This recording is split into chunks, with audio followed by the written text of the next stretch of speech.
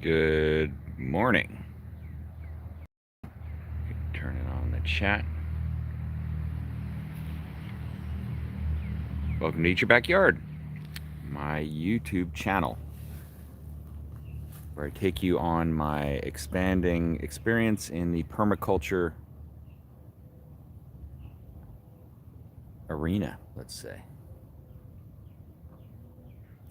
Today, I want to talk about coconuts, my experience with coconuts. I thought I'd just tell you a bit about what I know and hopefully learn a bit more in the process. So what we're looking at here, hey, thanks. I appreciate it. Yeah, I'm loving this coconut tree here. Um, this is a dwarf green Malay coconut, or at least that's what they told me it was. I got this thing for $50, which I thought was a pretty good deal because it's fairly mature for a potted coconut, and it was fairly root bound when I bought it, which was, I liked that. You know, if you ever planted a coconut tree, one thing that it has are a lot of roots in every direction, and to see the root growth ready to expand beyond the pot was a good sign for me. Now, there are a couple of reasons that I sought this tree out, and I actually had a very tough time finding it. Where I am is just below the subtropical zone, and that means that trees like coconut trees that are fairly susceptible to freezing are challenging to grow here. They can get knocked out, but really, in my way of looking at it, a coconut tree being killed by the frost is not the worst thing that could happen. And what I mean by that is they get really big, you know, they get super big, and that can be problematic. You know, to have an 80-foot tall coconut tree that drops 10-pound coconuts, more, maybe more. I don't know how heavy a coconut is from like a green, you know, the full size coconut tree, but they get so big, so big. My neighbor planted one next to their driveway, and it broke their windshield of one of their cars, as an example. But you know, depending on where you plant them, positioning is very important. Less important when you get the dwarf variety. Now, the dwarf variety will still get fairly big, you know, so it's no joke. Like, especially the spread of the fronds, the palm fronds. And yeah, Somali Fire, I saw that comment about the palm being your favorite tree. It's certainly an incredible type of tree. It's almost like grass. I think palms are considered to be less of a tree and more of a, I don't know. But this palm tree, the Malay coconut, will get about 35 feet tall, they say, full grown.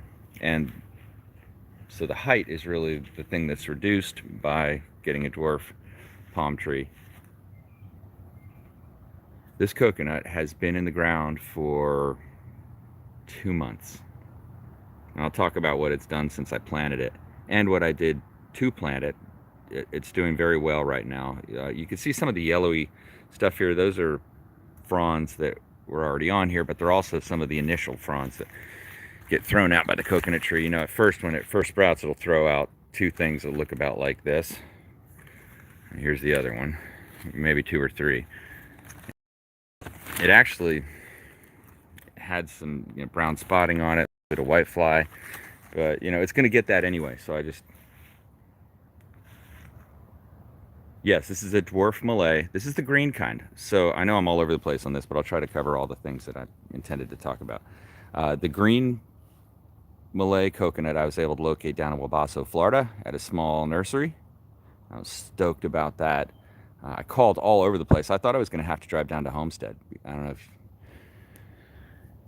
how that would have worked out because I've never done that mission, but it would have been fun trying. There are a lot of fruit tree nurseries down that way, fruit tree distribution places, so you can go down there and, you know, score fruit trees. But the bummer of that is I'm about 4 hours away from there, and that would mean I'm going to have to transport trees in the bed of my truck up 95, 70 miles. I don't know. It just seems abusive on the tree. I hate to transport them at all that way, if not covered up real well, just because I feel like it wrecks palms or starts them off totally on the wrong foot by, you ever see somebody coming out of Home Depot or Lowe's with a palm tree or whatever kind of tree, like just getting destroyed in the back of their truck?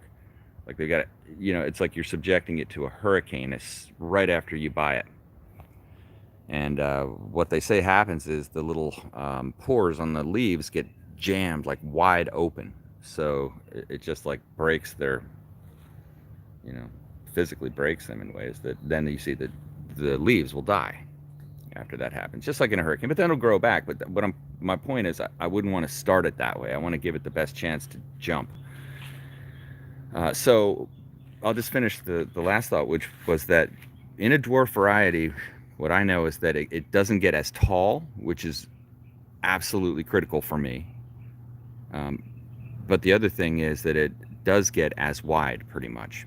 So, it's got a big spread. Now, you'll see hopefully up here, that's the 220 line, that's cable. And I'm far enough away that you see my compost bins there. By the way, love that. I got a video on that if you're interested. Just type in EV compost, and those compost bins are a game changer, but I'll stay on the topic. So yeah, it'll get fairly wide, but it's far enough away that I don't think it'll extend all the way to it. And I also let it, the palm tree, the coconut trees, classic deal is the tilt, right? And they're probably going to lean a bit no matter how you plant them. You may think you're going to plant them straight up, but the winds over time, they're going to tilt it, and that's why you get you can get over time these really cool shaped hurricane transformed palm tree trunks. But yeah, so I got this about 2 months ago, and I'll walk you through what I did to plant it. It's a fairly big pot. I'll show you the size of the pot. I have all my buckets over here. This is a major construction zone, just to take a quick commercial break. Look at this thing. It's a chicken coop with no doors and windows. That's because I just finished the siding to it. Now I'm going to fit on the rest. When I get done with the coconut topic, I can go back to the chicken coop if anybody's interested. But yeah, this is the size of the pot. So that's a pretty large pot.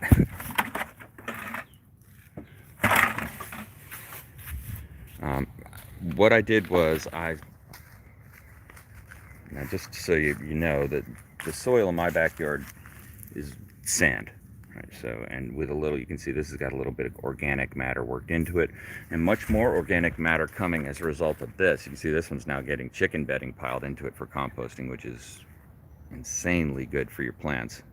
But what I do is I dig a hole about twice as wide as the width of the pot, and then I dig the hole down to the level of the natural soil here, so I don't like disturb under it typically, just so it has a nice strong packed base to rest on. And they'll grow just fine down into that whatever you got under it, because they're they can grow in sand no problem, these coconut trees. And then I take the soil that was in there, and I mix it in with organic matter.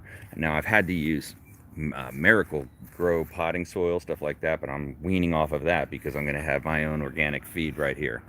So I'm getting rid of as many inputs as I possibly can to make this a closed system, to really realize the permaculture situation. So yeah, and then I fill it back around, mound up around the outside, and then apply over the last 2 months. I've probably given this thing worm tea 3 times, maybe, and applied bunny manure on it several times, 3 times, maybe more. And that right away is going to give it the vigor, and it's jumping up. It's probably grown about 1.5 feet since on this one frond since I got it. But this is a championship coconut, and the best thing about the dwarf coconuts, in my opinion, is the flavor of the fruit. The coconuts are very good in the dwarf varieties, in my opinion. Not to say that the tall regular coconuts aren't good. They are good, but I just think they're a little bit more sweet, these, at least the varieties I've tried. So yeah, and what I did was I bought one coconut tree at that spot, that nursery where I found it, and I came home and then I thought I want more, and I bought 3 more and I planted them in the front yard. So I've got now 4 dwarf coconut trees. So of course I went a little bit overboard. Yeah, thanks for the thumbs up. I appreciate it. Hey, by the way, if you're watching this video and you're not subscribed already, please do, and please give me a thumbs up if you like it. Yeah, pretty nice. Oh, by the way, yeah, we're getting ready to pick Jack's teacher, to cut Jack's teacher a flower for teacher appreciation. It's a long-standing tradition.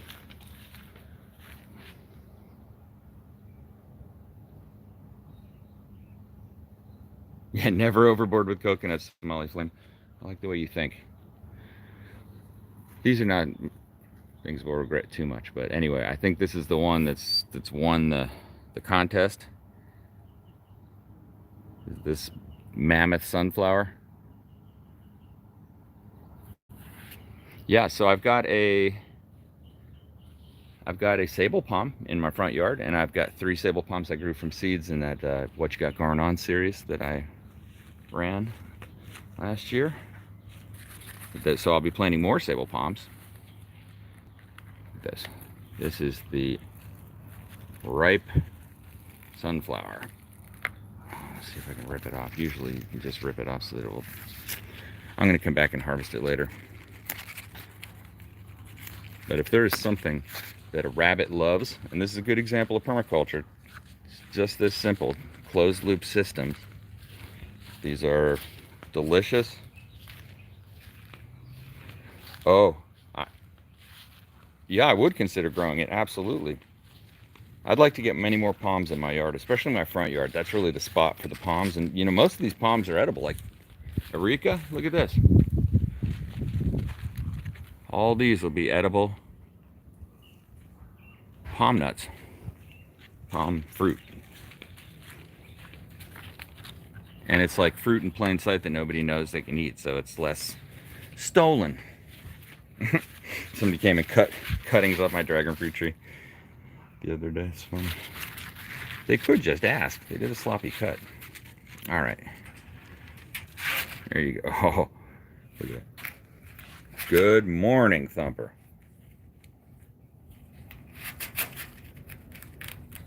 Yeah, this is a tradition. Oh, Penelope, you want some too?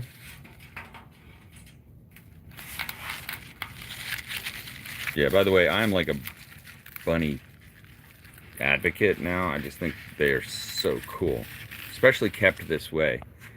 You know, outside where you have them in a system where they're producing all this manure all the time. I mean, look at that. That is maybe 2 days of manure. I'll clean it out today and probably throw some under that coconut tree. And the cool thing was I've actually got we let the chicks out both Saturday and Sunday to just experience the backyard. It was 92 degrees both days. So the chicks were plenty warm enough, and it's so cool to see those chicks scurry around in the yard here. And of course they're fertilizing as they go, every step, eating bugs, eating whatever. Oh, it was so cool to watch them.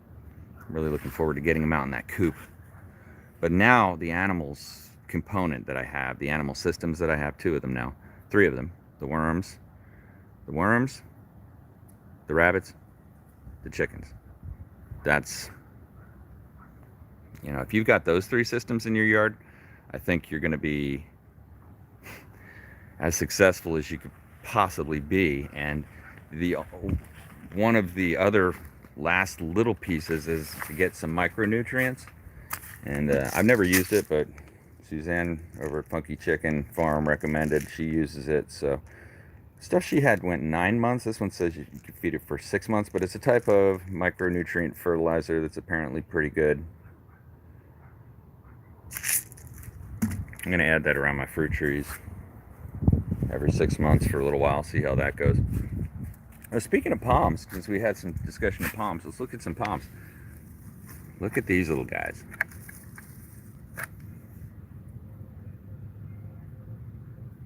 Rock dust. I have not used rock dust. That's something I'm very curious about, is just using natural minerals from rocks, but I have not used it. And another thing I'm very, very curious about, which I'm going to explore this year, is biochar, where you use, burned wood, burned organic matter as the nutrient return.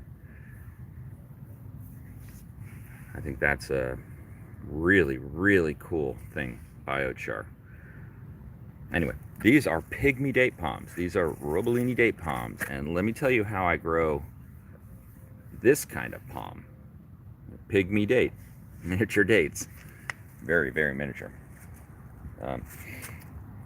I do this with Auricas, I do this with Robolini, some of the easier things to grow, and you could really do this with any of them, but I just take the flower, and I've got a really good 3 palm nut harvest video that Jack and I made that shows what we did to create this, where we took lots of seeds from some Auricas in my yard, lots of seeds from some Robolinis, the Dwarf date palms, and then the third was cocos palms, and we didn't have much luck with the cocos palms. The Robolini, you can see, did great, and so did the Aurica. I'll show you the Aurica, but all I did was take those nut clusters, let's say, and I just put them in areas of my yard where I wanted to have palms grow, for whatever reason. Sometimes I'll plant them and then I'll just dig them up later, and that's what I did here.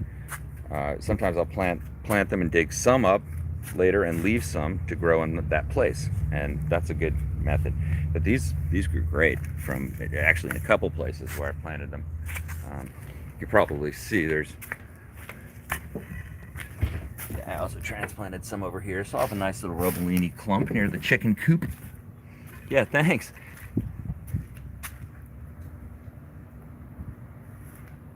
Thanks, Bugger. Yeah, those are pygmy date palms, and yeah, I'm stoked about having the chickens and the rabbits. It's like we got a damn zoo going over here now. It's so great. There's like the science, the art and the science of permaculture, in my humble opinion. And for me, the art is when you have these adorable creatures and systems in your yard that give you so much abundance. It sounds like, woo or something, but you just see how things can work so well. It's exciting, just that part of it. But then the other part of it is you get to come out and Penelope interact with things like these lionhead bunnies, which really couldn't be more sweet. There you go. Come right up to the cage to get pets.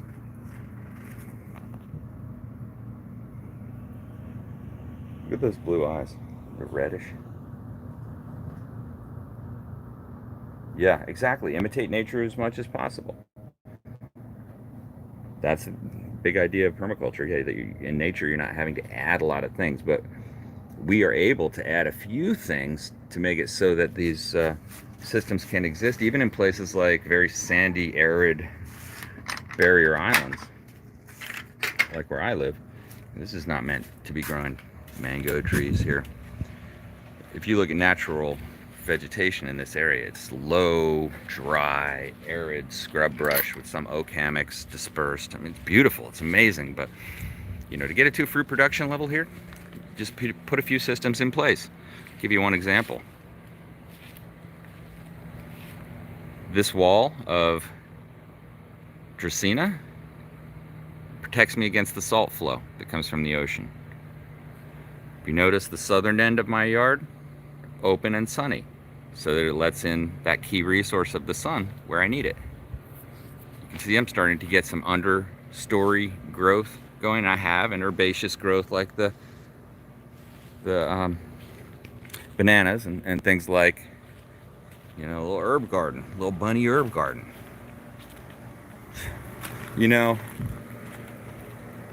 Yeah, they got some aphids. Yeah, and this is an example of, I could remediate it, or I could just move on to something different. I'm kind of getting tired of growing dill, but I think the better crop for the bunnies, since it doesn't look like the carrots are very susceptible to the, jam them in the cage for later. Doesn't look like the carrots are that susceptible to bugs, whereas the dill, they'll get the aphids. And I know I can spray things on them, and I don't know. I kind of like the idea of, I was talking about it with the coconut tree. If it dies in the frost, it just gives you an excuse to replant another one and manages the height of it naturally. Everything that comes from this coconut tree is going to return back into the yard now. So I haven't used a yard waste bin to take anything out but branches too big for me to cut up, since I started really committing to this. And it seems like these two compost bins are really like bottomless pits. I'm amazed at how much they compress down. I mean, this thing has been to the top stacked 10 times at least, and it just keeps on compressing. I water it all the time, so it gets lots of water. But now I start to add in this pine shavings, chicken manure in it. It's gonna be rich. Now in the center of this mass, I've dug into it and looked. It's just this rich developing soil. So what I do is, so here's some areca palm fronds. As they fall off, I just bring them back here and then come back and do a little Zen clippery. Just clip off small pieces of it to disperse it so it can get crushed down easier. And I've got 2 bins of compost. And this has been so simple. The process is like zero effort compared to what I thought it was going to be, which is, you just pile it in this animal cage wire that I just made a ring out of. I have a video on that as well. But that's the whole process. Just make a ring out of animal cage wire. And then, to flip it, you just slide this thing off of this cylinder which has been created and move it to a new location. And by the way, look at how green the grass is now back in here. Even though it's, it's in the shade, and I don't care if it fills in back here, but it's, yeah, the lushness of everything now is so noticeably better. Yeah, so you just then, to new location, pitchfork it in, first in, last out, whatever, last out, first in type of thing. So you put it into the new location, and then it's easy. Hey, OCDH chick, welcome. Good to see you. How are things growing up there?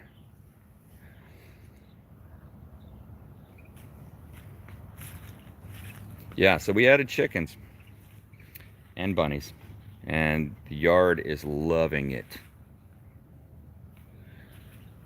I'm really going to get much more into the understory stuff now, and I have started to. But this supply of soil, I see almost everything in my yard now that I used to see as a nuisance, now as a benefit. That's a weird. Tomatoes and peppers. Nice. Glad to hear it. 2 of my favorite things in life are tomatoes and peppers. Look at these little grapefruits. That's the grapefruit tree is a champion among citrus. And look, isn't this funny? The hothouse grapefruit tree days are long gone on this sucker. It's been getting hit by salty irrigation and everything, and it still is growing grapefruits. The grapefruit is so strong. Look at these gnarly, gangly leaves that it gets.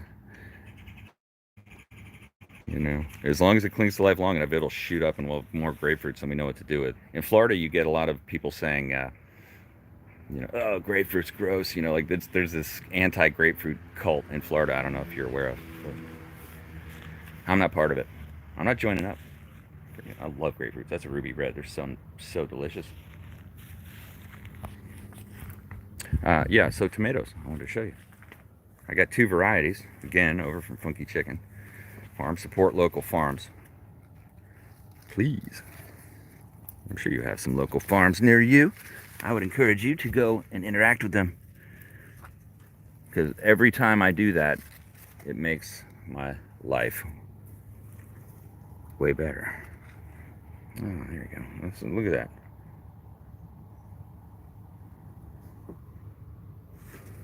H-O-L-E or W-H-O-L-E?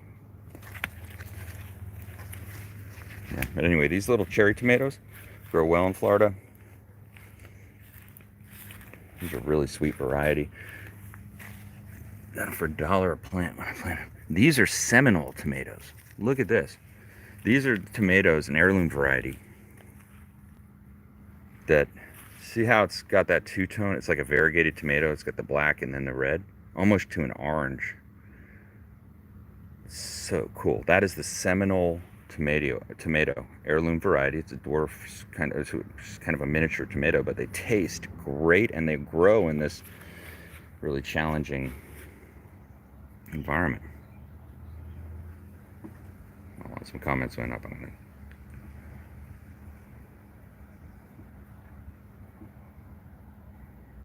Yeah. So, yeah, Bugger, how's this tree going to support those big fruits? Not well, probably. Not well. And of course, as they get a little bigger, I might go ahead and pick them off.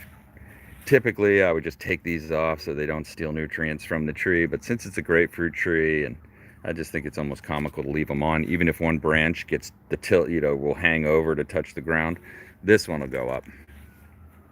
I almost like to just let the natural aggressive nature of the grapefruit tree occur. Oh no, another hole. That's all right, because these, toss the chop and drop. I'm going to pick and drop that back into the garden and hope it becomes a traveler. A volunteer, we say. Look at that grapefruit. Sorry, that sunflower. Ready to go. I gotta harvest that and feed to the rabbits. Tied my pigeon pea up again. That thing's going for the sky. We've got our, I was saying earlier, our teacher appreciation flowers that we've been growing. We're gonna send those in. Pigeon pea's a champion. Yeah, we've got 2 big ones growing here. So yeah, this is a good example of expansion in my backyard, which is to start to plant more vegetables, more understory things. A lot of unutilized space here, but now it's being utilized by things like compost bins. But there's a lot of space to grow plants. It gets so hot in Florida that if you put anything directly in the sun that's little, it tends to just get destroyed by the sun. That starfruit tree is a good example. It was in a place that had been doing very well in the winter, and then as soon as the sun started to get higher in the sky, and I just fried it, and it was almost killed. Put it here and it's thrived again. And that's because the sun that you get here in this one little sliver of sky is more than enough for that. And it's getting diffused light, bright diffused light all the time as well. But planting more things underneath it is going to be a thing. I started to do that with this little fig tree.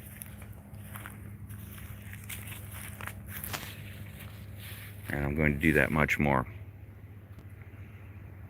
You can see the Suriname cherries still producing. They've been producing fruits now for quite some time. Lots of cherries everywhere.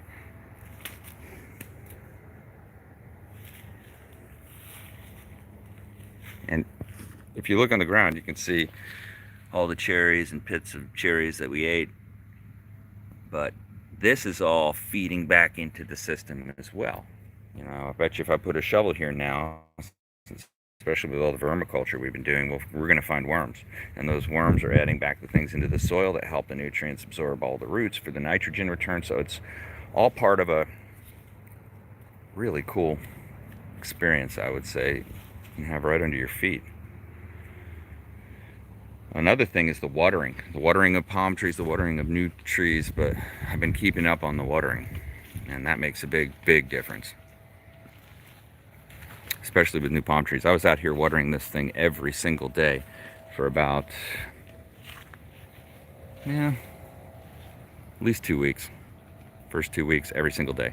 And, you water plants here in the morning or in the evening, deep watering, come out here the next evening, and it'll look like it's bone dry on the surface. All that water just evaporates up. The more, as I put more and more organic material into the soil, it'll hold more and more moisture. But I don't want it to hold so much moisture, too much moisture. I'd still like it to drain well, you know. So I don't mind it being a little sandy. I think in a lot of cases, these plants like the sandiness. They like the looseness of the soil. It's very easy for things to grow as long as you're giving them those nutrients. And if you got a constant flow of, let's say, bunny manure, chicken manure, composted chicken manure flowing in, you've got the basic ingredients to go. Add the permaculture, add the micronutrients and the water. I think you're going to get good results.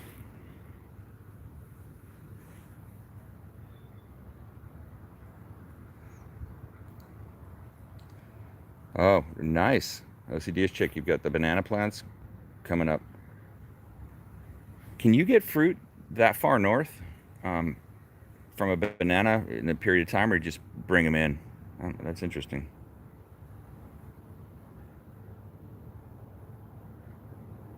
Oh yeah, bugger. Shit, that's a great question, by the way, about your fig tree. We're gonna look at that. We can look at that right now. I'm just gonna go over and put these fruit on the, that'll be my breakfast. Hey, by the way, I'm thinking about doing a video where I only eat stuff from my yard for a week. I might have to give myself an allowance of 1 pound of chicken a day or something. Not my chickens, chickens from the grocery store. All right. Look at that. Is that what you're talking about? Probably is, bugger. I've experienced this with, yeah, and this is a good topic. We can kind of shift into this. I've experienced this on every fig tree I've ever owned. Rust, referred to as. And yeah, it deforms the leaves, certainly, and it also has these telltale black spots. That's really the thing. Now you can put, I think, neem oil, things like that on it. The only way to really deal with it is to treat it and then take the leaves that have it and move them. I'm going to tell you my advice here is don't do any of that.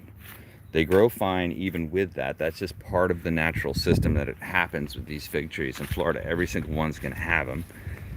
You know, some have it less. Some varieties have it less. This is the white Sales, I think it's called.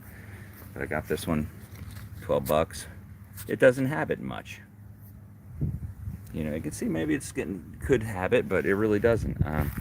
This Celeste fig tree right here doesn't seem to have it much at all. On a few leaves, you'll see a little bit, but it seems to grow through it pretty well. Now I could start pulling leaves off it, but at the point where we're scalping the fig trees of leaves, I really think we're doing more harm than good, especially if we can grow through it. So the question is, what are you trying to get from the fruit is what I've asked myself. What are you trying to get from the tree? Sorry. And what I'm trying to get are fruit and shade and that kind of thing. I think they look fine, although it was disturbing to me in the early years of having fig trees. Look at this.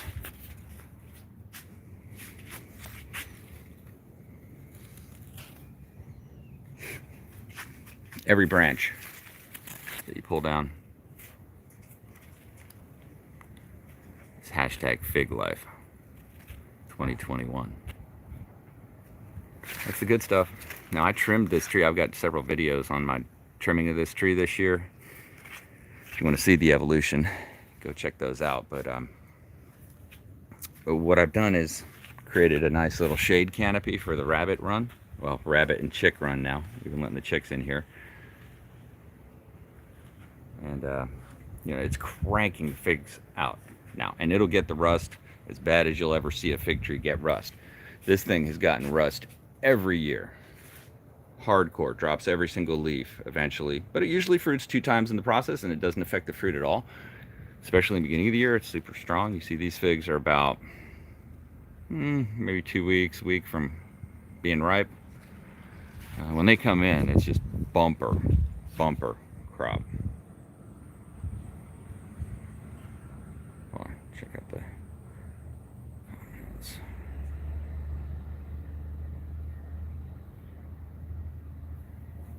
Yeah, the brown turkey figs are great varieties, I think. Although they do have the open-ended fruit, you know, where the end of the fig, this little hole at the end where it opens up.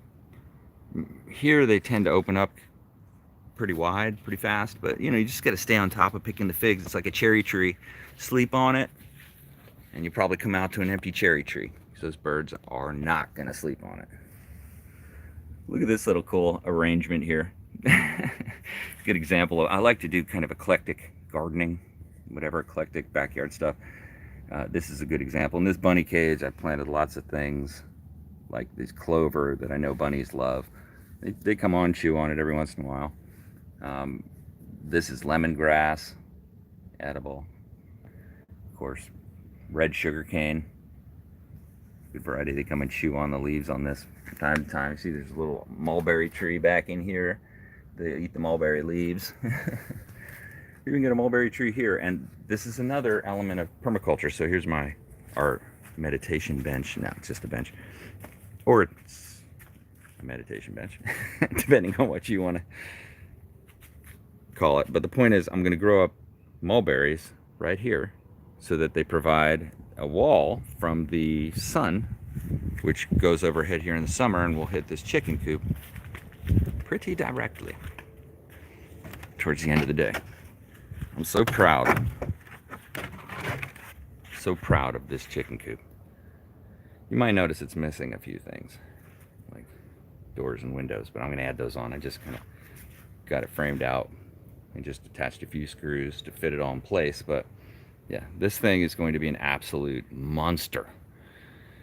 I think I'm going to name this. I'm going to name it in honor of Justin Rhodes, which I don't know if you know Justin Rhodes' YouTube channel, but it's really great. He's got a farm, raises chickens, super cool. Anyway, the point is, yeah, I'm going to name it Sea Monster Factory. C for chickens. And these things are monstrous egg producers. I mean, like 300 eggs per hen. 4 hens. That's a lot of eggs. That is bounty.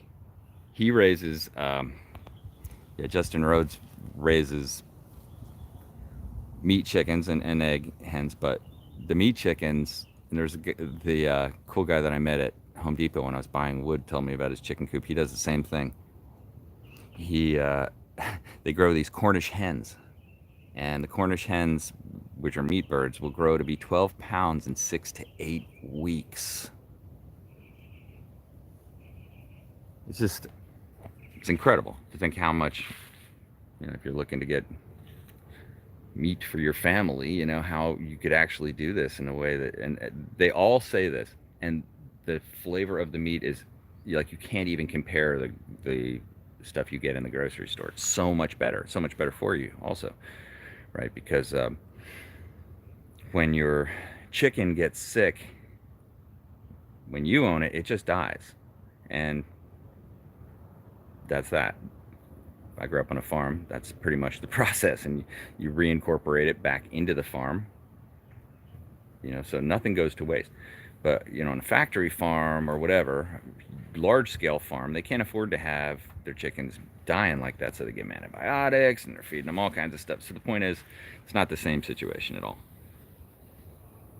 You can, you know, and also with the eggs, what are in the, you know, I don't know what are in the eggs, but you can know to some extent what are in the eggs if your chickens are eating stuff that comes out of your yard that's all, you know, in a closed system. So, but I'll also feed them, of course, the organic feed and supplements. I can't wait. I'm so stoked on this.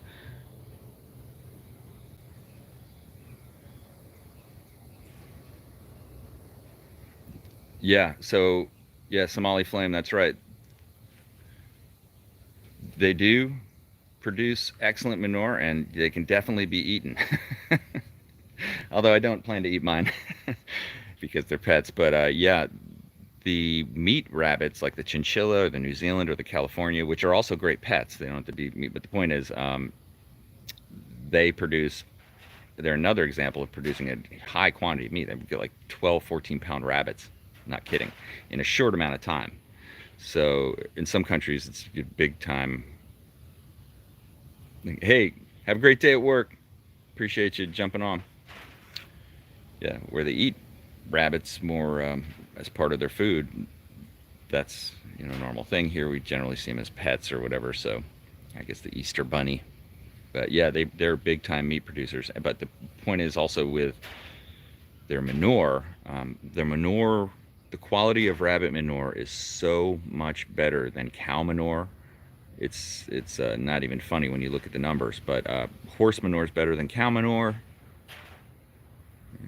They generally say, but rabbit manure, chicken manure always ranks up there high. But rabbit seems to be the supreme one. And one of the reasons is, well, first of all, it doesn't smell. But I mean, it really doesn't have much of a smell. Doesn't smell great, but it's very, very tolerable. But these little bunny berries can be applied directly. Thanks, Thumper. Appreciate you. They can be applied directly to your yard. So, oh, here's another thing. This year, I broke away from the fertilizer, granular fertilizer thing, other than just those micronutrients that I got. But in terms of like putting Scott's fertilizer on or stuff that has chemicals in it, I'm done with that. Everything is, this whole backyard's just been fertilized with bunny fertilizer, and I'm just progressively, as I get the fertilizers, expanding out to a new area, so I get the whole yard eventually. I'm almost done with the whole yard, and I think there's no bag of lawn fertilizer that's going to get you this result,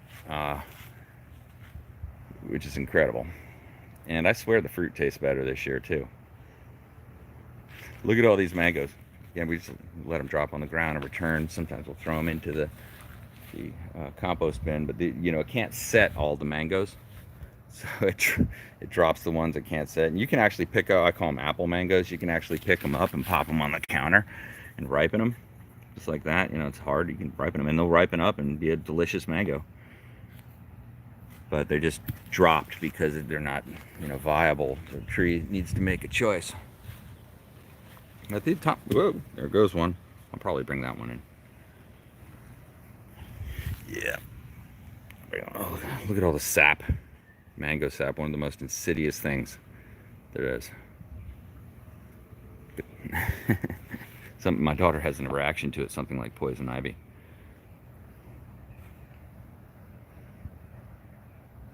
Yeah, so I think I'm going to wrap up the live stream, but I appreciate everybody who jumped on. Again, if you're not subscribed already, please do. Appreciate you hanging out with me. This was fun. I enjoyed it. I'd love to see any comments you have about this. That is really the most fun part of YouTube, in my opinion, is the interaction. So let's do that. Thanks for watching. Eat your backyard. Look at the Guinea fig. The Guinea fig has fruit the size of tennis balls, they say. It's true. Generi.